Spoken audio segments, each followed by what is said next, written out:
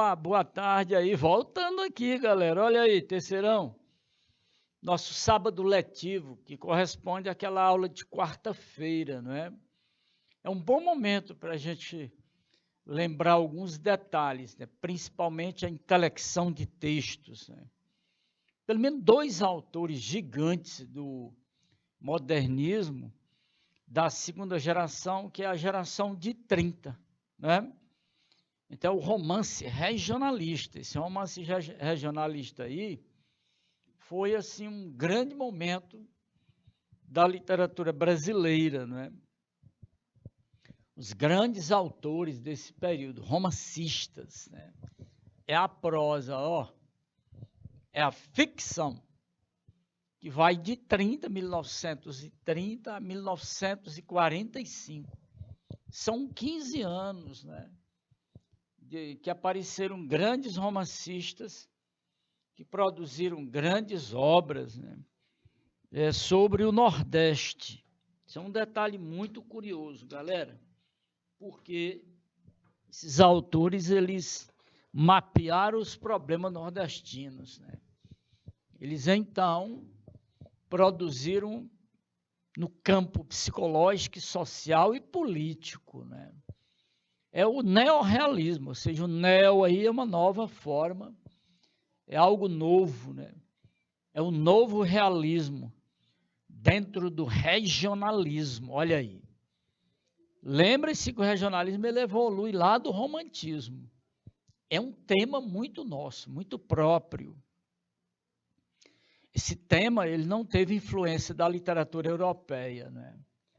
Como o romance urbano, o romance indianista, o romance histórico, né? O romance regionalista, ele é o romance de uma grande força, né? Própria, muito firme. É algo assim novo no cenário nacional, né? Então imagine como esse romance foi assim fundamental para despertar esse grande momento do Nordeste, né? Em vários ciclos, o Nordeste do ciclo do cacau, com Jorge Amado, o Nordeste do ciclo da seca, retirante. Olha aí a pintura do Portinari, duas pinturas com essa temática, né? Retirantes, né? E o enterro da menina. São quadros assim do absurdo, né? Mostrando o absurdo, que a tragédia que é a seca e a condição do retirante. Então, Portinari foi quem melhor interpretou isso na pintura. Tem um outro pintor também, um cearense, chamado Aldemir Martins, pintou muitos cangaceiros, ele, né?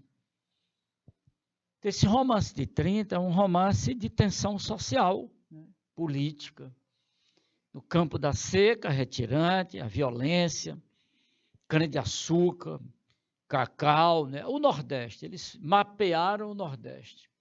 Uma coisa curiosa do romance de 30 é que os autores não estavam assim, muito empenhados, né, em fazer assim, experimentações linguísticas na estrutura do romance, né?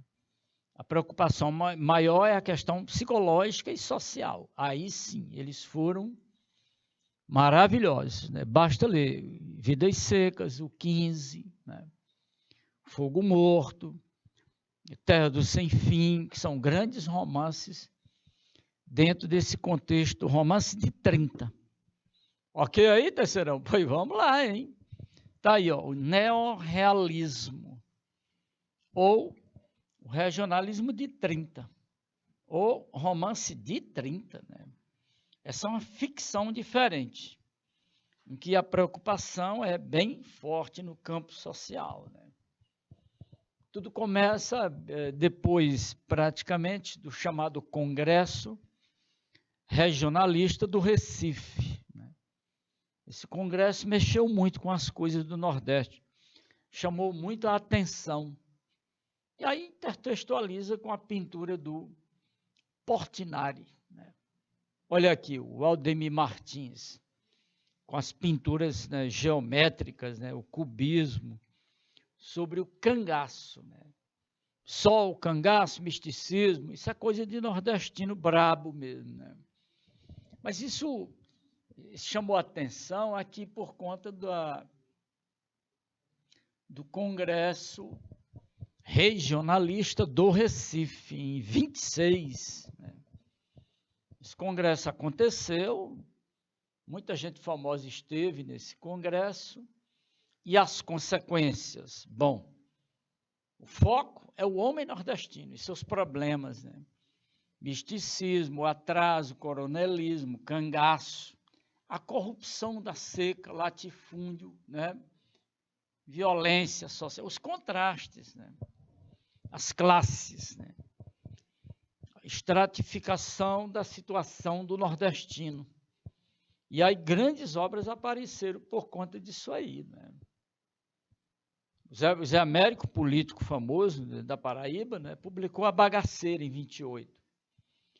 Um romance muito simples, mas traz no bojo, né, na linguagem, né, traz aquele recado nordestino das tensões sociais, né, dos contrastes. Né.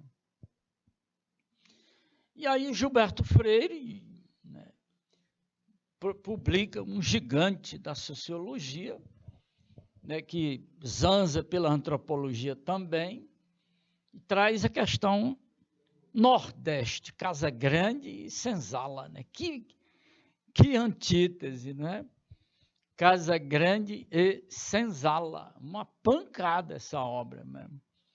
Em 33. Então, lembre-se que em 2003, olha aí, 2013, né, saíram edições riquíssimas dessa obra, né, para colecionadores, enfim, as editoras publicaram esse gigante, né, uma obra magnífica. Né. Eu adquiri um exemplar do Casa Grande Senzala, né, mostrando essa miscigenação pelo campo econômico, social, né. Esse período de 30 a 45, ele é chamado Era Vargas.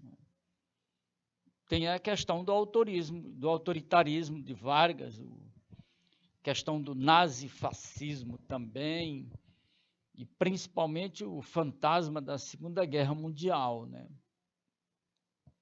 Isso criou problemas sérios. Né? Imagine, que 15 anos complicados. Né? Nós temos aí, a partir de 38, né, o clima de guerra, vai até 45. E aí vem depois o pós-guerra, que é uma outra situação. Né? É um outro momento em que as artes vão acompanhar o pós-guerra, né? Que na continuação, no Brasil, é o terceiro momento do modernismo, terceirão, que é o que eles chamam de neomodernismo. Né? Aí vamos encontrar dois gigantes aí na ficção. Clarice Lispector, olha aí, né? E Guimarães Rosa. E aí mais à frente um pouquinho, pelo menos assim uns 4 piauienses estão nessa relação dos estudos. Né?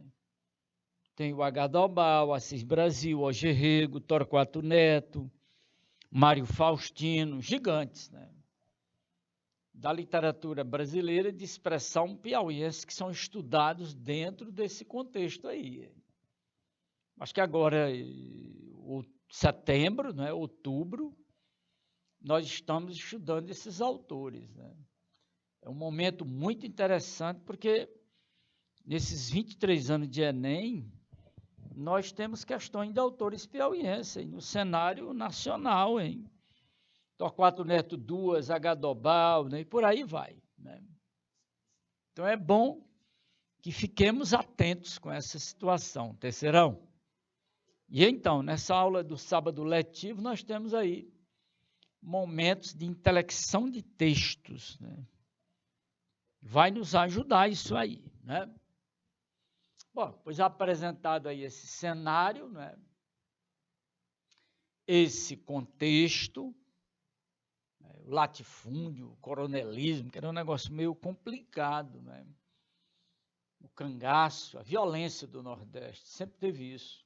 E tem um componente curioso, né? Que é o misticismo, as romarias, né?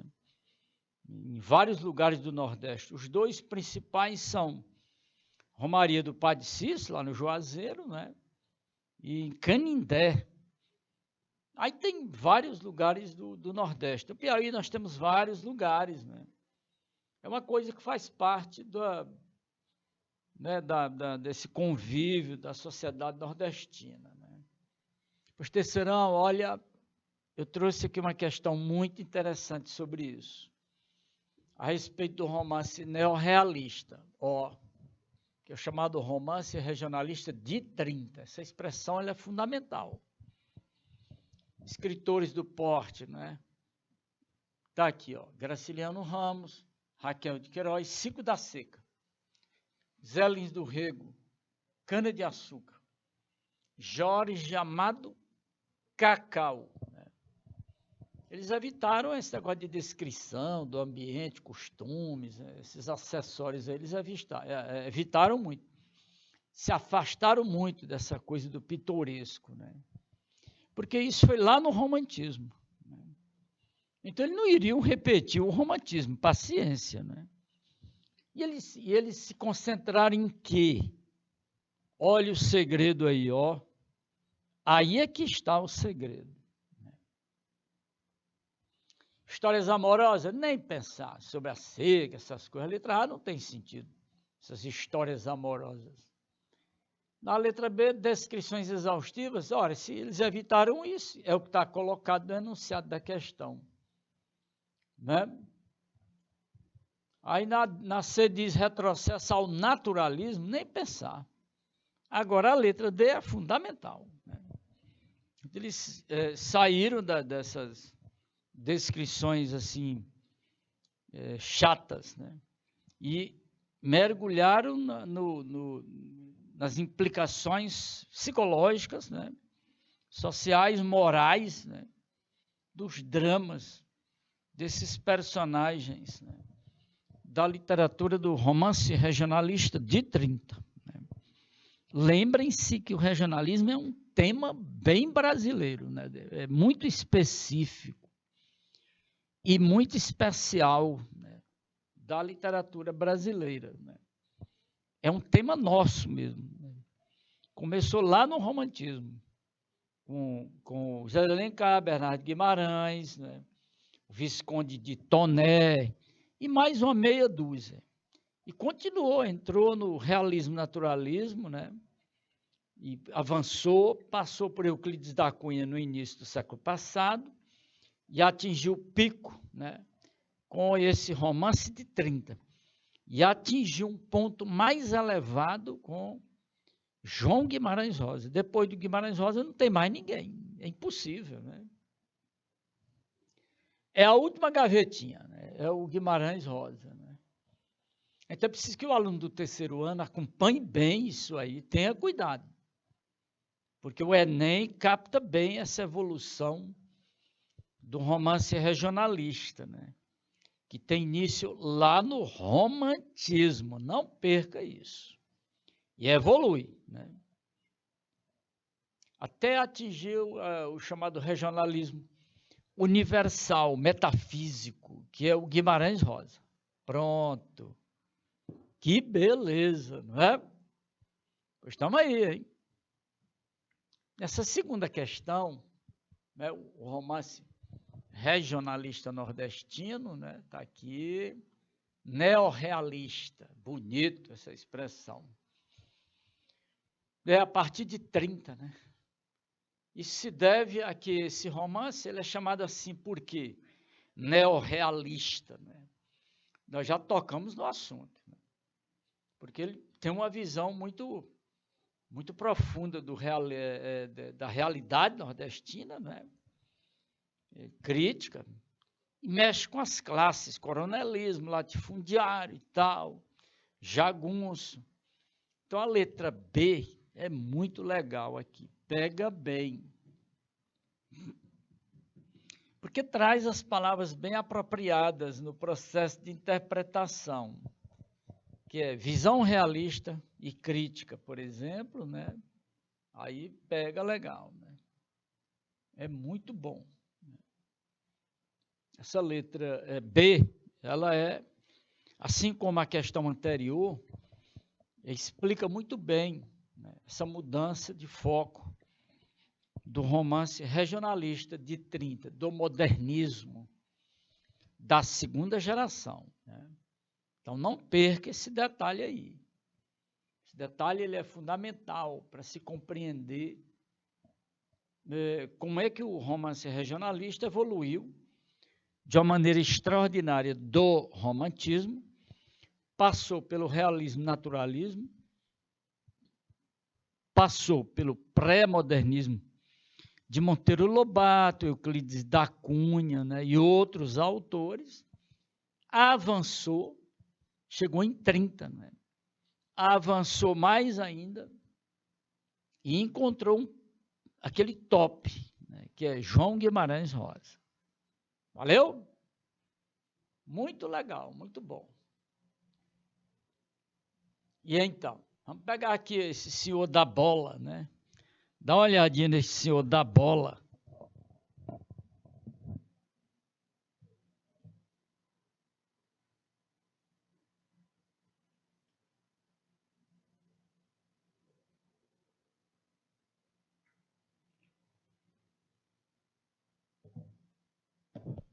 É o José Lins do Rego, nordestino, da Paraíba, né? Ele as origens, as origens estão nos engenhos, né?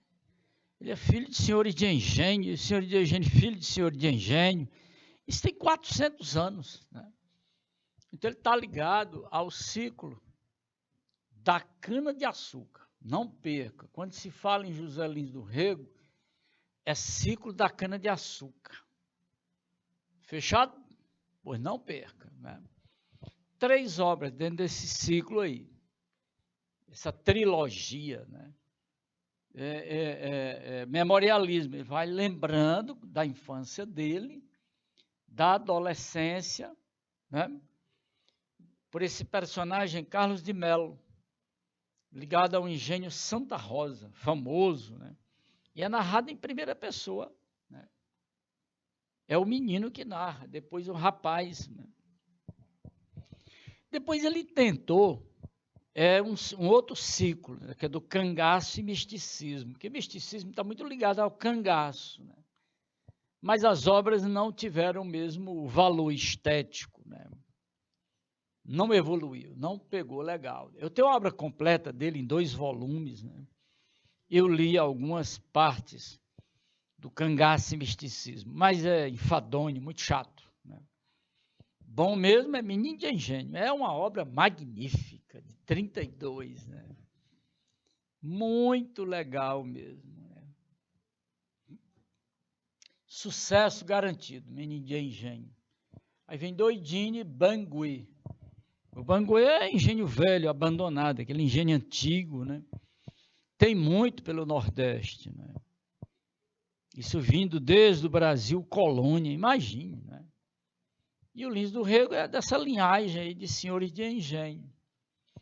Então, ele tem conhecimento de causa porque a vida dele, né, ele nasceu no engenho. E aí ouviu as histórias dos engenhos, né? Dos pais, dos avós, dos bisavós, dos tetravós, dos pentavós e por aí vai, né?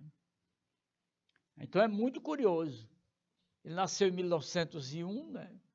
Foi a óbito em 57. Né? E essa bola aí dentro desse livro? É porque ele se mudou para o Rio de Janeiro, né? E aí gostou muito de futebol, tornou-se um cronista esportivo, né? Imagine se fosse nesses últimos 30 anos, aí pronto, né? Aí tornou-se jornalista e cronista esportivo. E apaixonadão mesmo pelo futebol. Mas já tinha escrito as principais obras, né? Principalmente o maior sucesso dele, que é Menino de Engenho. Já foi levado para o cinema, seriado, televisão. Sucesso garantido, Menino de Engenho, né? É um romance de tensão mínima, que a natureza sustenta o herói, né? Aqui nós temos Fogo Morto. É a obra-prima dele, é a grande obra dele, do ponto de vista literário. Não é mais de público, né? Mas literário. Né? Ele evoluiu muito e acabou escrevendo uma obra muito interessante, Fogo Morto. Não é mais do ciclo da cana-de-açúcar. Fogo Morto já encerra esse ciclo, né, mostrando a decadência dos senhores de engenho. Né? Mas aí tem dois personagens muito interessantes, que são o mestre Amaro, né, Zé Amaro, né, um personagem muito popular, ligado à arte popular, né, artesanato popular, e tem o capitão Vitorino. Né. Esse personagem é muito curioso. Ele tem uma visão liberal, democrática no Nordeste desse, só que ele é doido, né? Mas para ter essa visão no Nordeste da maneira como ele mostra, era preciso que o personagem fosse doido mesmo, fosse um Quixote, porque ele pregava coisas assim, e como doido ele tinha passagem livre, né, para dizer as coisas, né? Na frente dos coronéis e na frente dos jagunços, imagine, ele cruza jagunços dentro dessa história. É uma história muito bonita, né? Que mostra a decadência dos engenhos. Né? Bom, é denúncia social, é documental. Né? Ele volta à infância e à juventude, nos primeiros romances. E no Fogo Morto ele vai fundo, né? Na decadência dessa classe dos grandes senhores de engenho. Né? Isso significa dizer que esse fogo morto é que não tem mais fogo nas fornalhas dos engenhos. Agora, aos poucos, os engenhos estão sendo substituídos pelas usinas. Olha aí como uma coisa curiosa, não é? Tudo passa, tudo flui, tudo muda. Então, os velhos engenhos, né, agora abandonados, são os banguês, né, porque foram substituídos por usinas. Né, e continua a produção do açúcar, lógico. Né. E nesse tempo mais próximo, desses últimos 50 anos, aí vem o etanol. Olha que beleza, né? A coisa muito curiosa. Né? Então, isso já tem os escritores vêm acompanhando essa evolução, essa mutação, né, do Nordeste, principalmente em relação a essas mudanças dos engenhos antigos, né, daquelas máquinas, aquelas engenhocas e puxar da boia, aquela coisa toda, né? E então ele mostra essa mudança aí, né? Essa decadência dessa classe orgulhosa, né? de latifundiários, né? E os trabalhadores, né? Os trabalhadores do corte da cana, fabrico, produção de açúcar, essa coisa toda.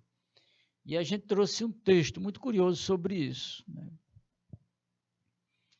Então, José Lins do Rego é o grande escritor. Era preciso que alguém registrasse, documentasse, do ponto de vista social, político, econômico, literário, o ciclo da cana-de-açúcar. E o Lins do Rego é o nome. Né? A denúncia social, literária, a qualidade artística, né?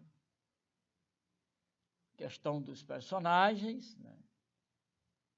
E mostrou a decadência dessa, e a ascensão, melhor está aqui, ó, a ascensão dos usineiros. Isso aí é o principal do romance dele, fogo morto. É quando começa a sair de cena os engenhos, os velhos engenhos, e também o fim do cangaço. O cangaço está no fim. É 1943. O cangaço tinha sido extinto, digamos assim, em 1938, 39. Mas mesmo assim, vez por outra, perambulando pelo Nordeste, pelo sertão, né?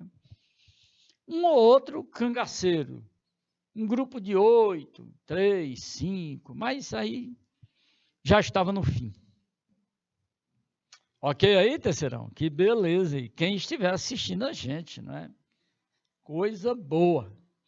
Pois é o José Lins do Rego, né? Grande autor. E aqui eu trouxe o capítulo 31, né? Completo, o capítulo 31. Né? É um capítulo muito interessante. Eu coloquei na cor verde, né? É o canavial, hein? A palha do canavial, né? A palha verde, né? Menino de engenho, né? Bonito que só. Eu também nasci em engenho, olha, mas não nesses engenhos grandes assim. Um engenho pequeno, né? Mas a gente sentia bem essas coisas, quando tinha fogo, né? Nossa, era um problema, né? E aí é um momento do incêndio numa parte, né? Que o canavial ele é dividido, né? A parte que está boa por corte da cana, outra que está plantada, outra que está cana mediana e por aí vai. Né? Vou dar um minutinho para vocês fazerem a leitura deste slide. Meu diretor, me dê aí um minutinho.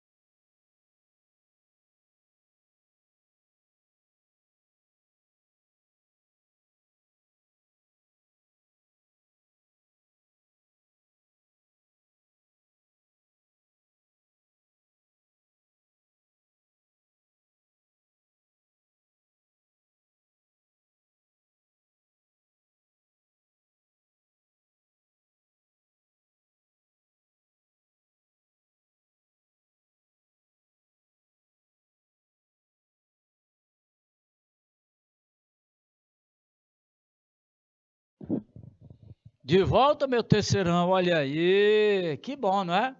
Pois eu vou tentar fazer teatro aqui nessa leitura para vocês, viu? O moleque chegou gritando. O Partido da Paciência está pegando fogo! Curioso, né? O Partido da Paciência está pegando fogo. Ou seja, lá não sei para onde, do corte da cana, né? É dividido. Esse partido aqui, aquele partido ali. Aí tem os nomes, né? Porque é muita gente trabalhando, né? Engenho de açúcar, é coisa de centenas de hectares, é um negócio absurdo, né? E então o moleque chegou gritando que o Partido da Paciência está pegando fogo. Tinha sido faísca de trem na certa. Olha aí, ó. Faísca de trem. O povo todo correu para lá com enxada, foice, pedaço de pau, é um negócio de doido, né? Via-se o fumaceiro do outro lado do rio, tomando o céu todo. Mande chamar o pessoal do eito, gritava o meu avô. Você vê uma criança que está, né? Gritar eito, né? O eito é aquele local onde estão cortando cana. Gritava o meu avô. Você vê como ele está rememorando. É um romance memorialista. E com um pouco mais chegavam os cabras em disparada. Né? Os cabras, essa coisa bem nordestina. Né? Os trabalhadores. Né? Para os lados do partido. O fogo ganhava o canavial com uma violência danada. Você vê, a linguagem é própria do Nordeste. Né? As folhas de cana estalavam como taboca queimando. Olha a comparação, como é interessante. Né? Parecia tiroteio de verdade. Corta o fogo no riacho do meio. Alguém gritou, olha aí. Ó. Cortar o fogo no riacho do meio. Mexer nos aceros do riacho para o fogo não passar. Né? Interessante. Era o único jeito de atalhar o incêndio para salvar o resto do partido.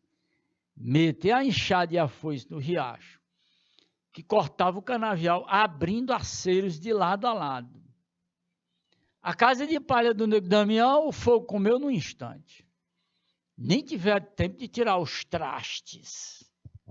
Mais expressões nordestinas. Né? O vento soprava sacudindo faíscas à distância. 1000 línguas de fogo, né? Devorava as canas maduras, com uma fome canina. Você vê a violência do fogo, né? Expressão também nordestina, fome canina, né? E o vento insuflando este apetite diabólico, com um sopro que não parava. Mas os cabras do eito, né, estavam ali para conter aquela fúria. E o meu tio Juca no meio deles. Opa! Está aqui mais um personagem, agora é o tio Juca. Né? As enxadas tiniam no massapê. Massapê é a terra própria para o cultivo da cana. Né? As foices cantavam nas touceiras de cana, abrindo os aceros para esbarrar a carreira das chamas. Né? Você vê que prosopopeia é interessante, né? As foices cantavam, né? É uma prosopopeia, né? E davam no fogo com galha de mato verde, gritando como se estivesse numa batalha corpo a corpo. Né? Que beleza de texto! Esse capítulo 31, ele veio completo aqui nos slides, né? É um bom momento que a gente tem de colocar no slide, no tempo da aula, não é? Texto de obra em prosa, não é? O conto, o romance, a crônica, parábola, fábula, são gêneros textuais em prosa, né? Narrativos. Né? Então, eles são longos, né? Não é assim tão fácil como a poesia. Às vezes você tem texto poético pequeno, cabe no slide. Né? Mas o narrativo, ainda mais um romance, você tem que usar vários slides. Não cabe o romance todo, lógico. Né? Mas eu trouxe o capítulo 31, que é esse episódio do incêndio no canavial. Né? Ficávamos de longe, né? Esse menino e os outros, lógico. Né? Vendo e ouvindo as manobras e o rumor do combate. Os meus olhos choravam com a fumaça, e o cheiro de mel, de cana queimada, recendia no ar. Descia gente das caatingas para um adjutório. Adjutório era muita gente para ajudar a combater, né? Essa é uma expressão nordestina muito curiosa. Um adjutório, né? E com o escurecer o fogo era mais vermelho. Agora as chamas subiam mais para o alto, porque o vento abrandava, né? Olha, se o vento, quando dá, evidentemente, baixa a lingueta de fogo, né? Quando não tem vento, vai para vertical, claro, né? Os cabras pisavam por cima das brasas, chamuscavam os cabelos, nessa luta braço a braço com um inimigo que não se rendia. Olha a casa de Zé Passarinho pegando fogo! Alguém gritou, né? E continua. Zé Guedes correu para dentro das chamas e voltou com a velha naninha entrevada nos braços, sacudida no chão como um saco de açúcar. Ataca o fogo, gritava meu tio, né? De panavoeiro na mão. Opa! O que é esse panavoeiro, galera? O tio Juca tá lá, né? Comandando o batalhão para apagar o fogo, né? E ele está com esse panavoeiro na mão. Panavoeiro é um facão grande, né? Ele estava dando uma de maestro nesse momento, né? E o panavoeiro era a batuta, né? O meu tio Juca crescia para mim. Olha aí, né, o menino, né, mostrando. Neste arranco de coragem com seus cabras. Estava metido com ele no mesmo perigo e no mesmo aperreio, né? Olha aí, expressões, dezenas, centenas, milhares de expressões nordestinas nos romances de 30, né? Vinha chegando morador de Damaravalha e de Itaipu, e era para mais de 500 homens que enfrentavam o inimigo desesperado. Não passaria mais do riacho, porque todo ele estava tomado de aceiros e gente com galhos nas mãos para esperar o avanço. Fechando daí, né? E eu trouxe aí uma imagem, uma pintura, não é? De um engenho antigo, né? Puxado a boi, juntas de boi, né? Olha as moendas, né? Coisa imensa, né? É a produção de cachaça e açúcar, né? Mais era açúcar, 90% açúcar, que é para exportação, né? 10% cachaça, né? Então, vamos ver aí esse final em que ele toca no assunto, né? O escritor, né? É o ciclo da cana-de-açúcar. O vento abandonar o aliado no campo da luta. O aliado é o fogo. E o aliado do fogo é o vento. Olha que coisa interessante, né? E só se via gente de pé queimado, de cara tisnada, de olhos vermelhos, de roupas em tiras. Zé Guedes com os peitos em chaga viva, né? Ou seja, queimado, né? Aquela coisa. E o pretume do canavial fumaçando. É preciso deixar a gente nos aceros a noite toda. Alguém gritou, não é? No engenho, o meu avô botava jucá nos feridos. Opa! Botava jucá nos feridos. Jucá é um remédio do mato, né? No Nordeste chama mesinha, né? Aquela meizinha, né? A destilação se abria para uma bicada. O que é isso? A destilação é a cachaça, galera, uma bicada, né? A boca de fogo podia fazer mal, né? E o Ed esperava por ele de manhãzinha. Que pancada, que texto, né? Você vê que ele tem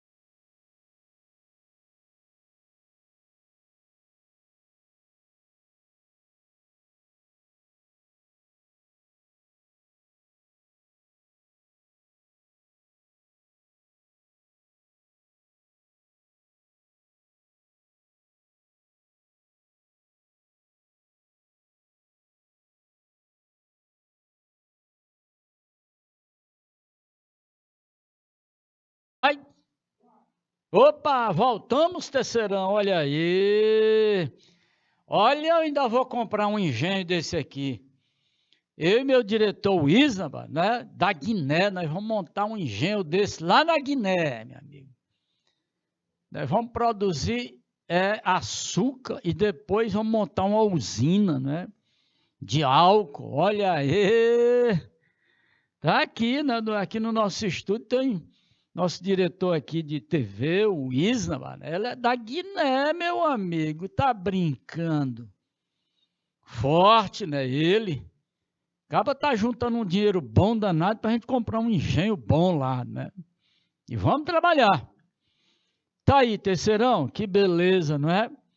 São quantas juntas de boi?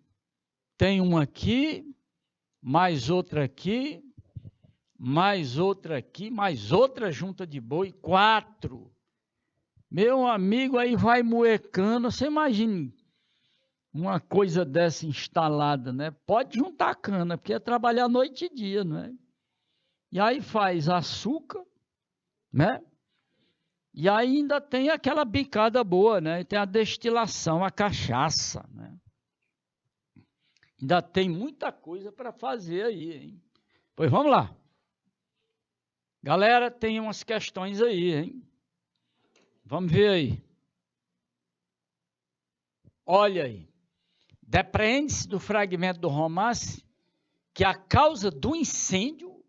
Ora, nós já sabemos a causa do incêndio, foi a faísca, né? Foi uma coisa muito acidental. Foi uma faísca do trem, né? Pegou lá, caiu lá no canavial. Pá! Aí pronto, né? O bicho pegou, né? Foi um incêndio terrível, né? Queimou muita coisa, casa, gente, movimentou muita gente, né? Tá aí a resposta, né? É exatamente isso aí. Galera, não é fácil, hein? Olha a letra C. Vamos em frente, hein? A ambiência nordestina, né? O ambiente, o contexto, é bem nordeste, né? Tem palavras específicas desse contexto do Nordeste. Dessas alternativas aí, você pode verificar só específica do Nordeste. A letra A, B, C e E, né? Tem palavra que não é, tem fogo, vento, isso aí tem em qualquer lugar, né? Mas olha a letra D. Engenho, né?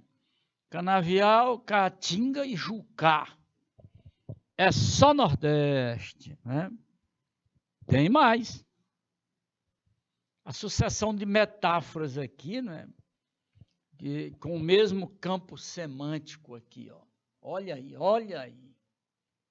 No parágrafo que começa a casa de palha, procura mostrar, né? Essa fúria, né? do fogo, né? Olha a letra B aí, ó. Perfeito, né? Essa fúria, né? O fogo com vento, num canavial, meu amigo, aí é uma batalha, viu? E tem mais, né? Agora vamos mostrar um pouquinho da grande dama da literatura brasileira em todos os tempos, né? Raquel de Queiroz, né? Prima do José de Alencar. Olha aí, né? Simpática, bela, né? A primeira mulher a conquistar, né? Uma cadeira na Academia Brasileira de Letras. Olha aí que beleza, gente. Olha aí, terceirão. Olha aí, terceirão. Eu estava na faculdade, né? Já estava no 2º ano aí, né? 1977, quando ela entrou na academia, conquistou a vaga, né? E abriu caminho para muitas outras mulheres, né? Mas foi assim, foi uma grande sensação, né? Tradutora, escritora, romancista, ganhou prêmios internacionais, o Grande Prêmio Camões, né? Primeiro porque é uma senhora nordestina, né? Que lança aquele olhar feminino sobre o problema da mulher do Nordeste, o 15 e Memorial de Maria Moura, uma grande obra de 92 essa obra, uma pancada, né? Eu tenho esse romance dela, lido, né? Uma bela obra. O 15 a gente lê todo o tempo, né? A gente lê com 15 anos o 15, para ler logo com 15 anos de idade. Né? É uma obra magnífica. O número 15, ela se refere a 1915. Ela tinha 5 anos de idade. Né? Olha aí, ela nasceu em 1910. Foi uma seca terrível, né? E ela escreveu isso com mais ou menos 15 anos de idade, 16, 17, publicou aos 20 e tornou-se a escritora mais importante da literatura brasileira. Aí vem as outras, vem muita mulher aí, né? Clarice Lispector, Hilda Hilst, né? Nélida Pinhon, Adélia Prado, grandes mulheres, Henriqueta Lisboa, nossa, só grandeza, né? Olha aí o 15 aí na carinha dela aí, olha aí, olha aí. Olha aqui nessa arte do Marcílio Godoy, não é? Você tem o 15 aqui, e tem o R de Raquel, e tem o Q de Queiroz, né? Um romance em 2 planos. Você tem a personagem Conceição e tem o vaqueiro Chico Bento. Né? É ciclo da seca, galera. E ela vai mostrar o problema da mulher, né? Nesse ciclo da seca. Aí é que é o detalhe, né? E aí tem uma passagem interessante sobre a corrupção, né? Na seca, né? É um tempo de seca terrível, né? E aí vai o dinheiro para dar para as pessoas, né? Levarem, se deslocarem, né? Mas foi em vão que Chico Bento contou ao homem, né? Que está com o dinheiro na mão, né? Que é o responsável pelas passagens. Ele é o preposto do governo, mas é um corrupto, né? Ele diz, moça, eu preciso me transportar para Fortaleza, né? Só ele, a mulher, a cunhada e 5 filhos. Eita, ora só, não é? E o homem não entendia, não atendia nem entendia. E dizia, não é possível, só se você esperar um mês. Imagina, um mês você já está com fome, uma família desse tamanho, é uma loucura, né? Não é possível. Por que é que você não vai por terra? É? Mas, meu senhor, pelo amor de Deus, ir por terra com esse magote de menino, né? Olha o vaqueiro, magote, né? É uma loucura. Aí o cara responde, agora que Retina tem esses luxos, olha a ironia que tem aí, sem vergonha, né? Não dê um jeito, por aqui você não vai não. Aí o pobre do Chico Bento, né? Tem que cair fora. E fazer o quê? Né? Na porta o homem ainda o consolou. Pois se quiser esperar, talvez eu arranhe mais tarde, né? Ó, dinheiro, né? Imagine que ele tive de ceder 50 passagens, olha. Alguém deu mais dinheiro, ele cedeu as passagens, né? O sem vergonha que estava agenciando gente para o norte. Né? Na loja do Zacarias, é lá que vai ter a explicação da corrupção. Né? Enquanto matava o bicho aqui ia tomar uma cachaça. Né? O vaqueiro desabafou. Né? Desgraçado, quando acaba espalhando que o governo ajuda os pobres, não ajuda nem a morrer. Mas aí o dono da venda disse, o Zacarias disse, ajudar o governo ajuda. O preposto é que é um sem vergonha, o preposto, o representante, né? É que é um ratoinho. Olha aí a corrupção, né? Ele dá passagem a quem dá dinheiro, né? Olha aí. Né? Se a passagem era R$1, quem desse 5, pronto. Esse é o problema, né? Para concluir esse fragmento do romance, o 15, né? Da Raquel, que se refere à seca de 1915, uma seca cruel, né? Aí o vaqueiro foi entender o negócio. Olha o que é que o vaqueiro diz. Né? Os olhos do vaqueiro luziram, né? Entenderam o negócio. Ó. Por isso é que ele me disse que tinha cedido 50 passagens ao Matias Paroara.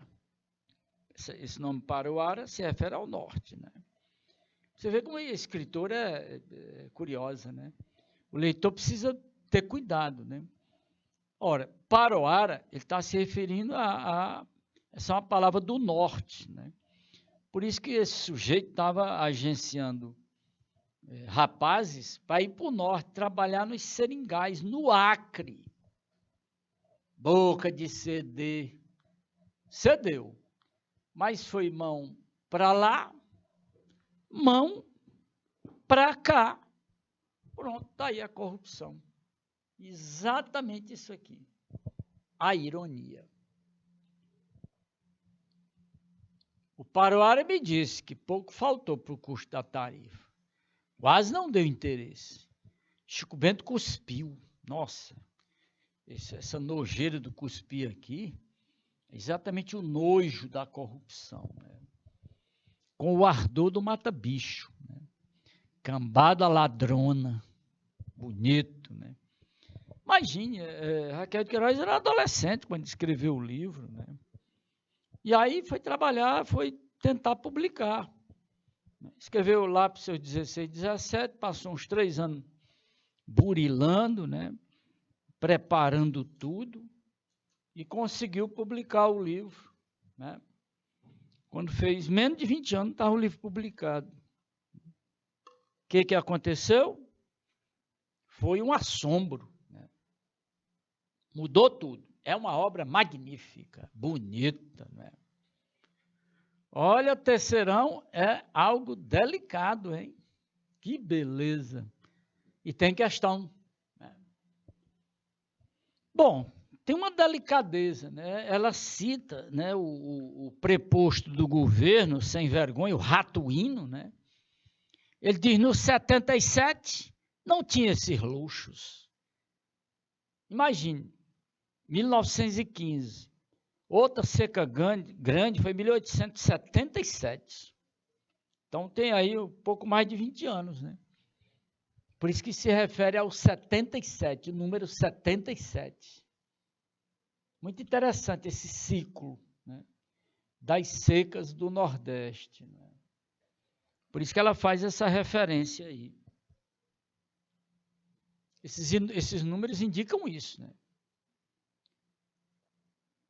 Então a letra C pega bem, né?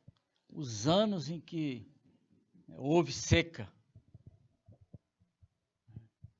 Muito bom. 77. Foi uma seca cruel, foram 5 anos de seca, em torno, né, dos 77 aí. Foi algo assim assombroso no Nordeste. Teve canibalismo, para vocês terem uma ideia, né? Campo de concentração, uma loucura, né? Loucura, loucura, loucura. Tem mais, olha aí, opa, estamos chegando aqui no finalzinho, não é? A passagem que melhor caracteriza uma atitude irônica, né? Coisa chata, irônica, né? Terrível. A ironia que ela joga duro. Uma ironia, embora amarga e necessitada. É quando o vaqueiro diz assim, olha, como é que eu vou?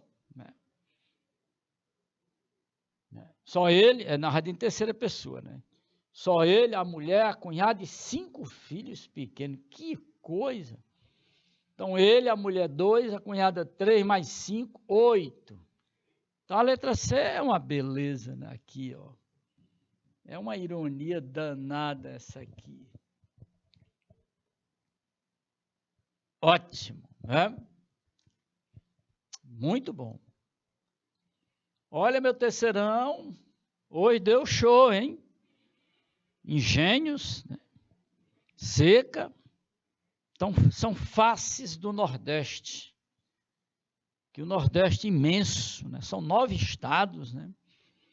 Tem a questão da seca, tem o cacau, tem cana-de-açúcar, tem o problema do retirante, tem o jagunço, tem o misticismo, tem de tudo, né? Coronelismo, latifundiário, uma coisa muito doida, não é? Pois vamos lá, tem mais uma questão aqui para a gente encerrar, né? E então, a expressão usada por Chico Bento, né? O vaqueiro, hein? Com esse magote de menino. Ora, Esse magote aqui é coisa de gado, né? Então, ele é um vaqueiro, né? Então, ele usa a expressão, né? No sentido humano aqui, né? Da condição, né? É a influência do vocabulário da profissão dele, né? Tá aí. É exatamente isso aí, né? Aí é que está a beleza desse trabalho, né? Olha, terceirão, nesse sábado letivo, um prazer muito grande, né? Trazer 2 textos de 2 grandes autores do chamado Romance de 30. É o romance regionalista de 30, né? Em que a preocupação maior é o efeito psicológico, social, né? E mostrando as classes e seus problemas. Valeu, terceirão? Pois olha, até a próxima aula. Tchau, tchau.